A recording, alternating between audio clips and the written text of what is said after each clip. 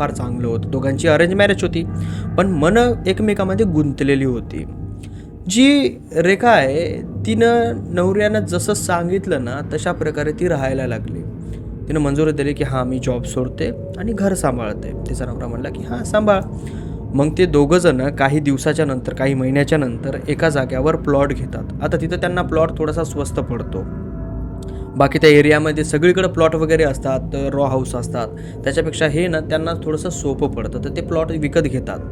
विकत घेतल्याच्या नंतर त्या घरामध्ये शिफ्ट होतात आणि शिफ्ट झाल्याच्या नंतर काही महिन्याच्या नंतर त्यांच्या घरामध्ये हळू थोड्या-थोड्या प्रॉब्लेम्स यायला लागतात. कारण की रेखाचं घर ज्या जाग्यावर होतं, त्या घराच्या बाजूला एक असं घर होतं, की ते थोडंसं विचित्र पद्धतीचं. त्या घराबद्दल आसपासचे जितके पण घरं होते ना, ते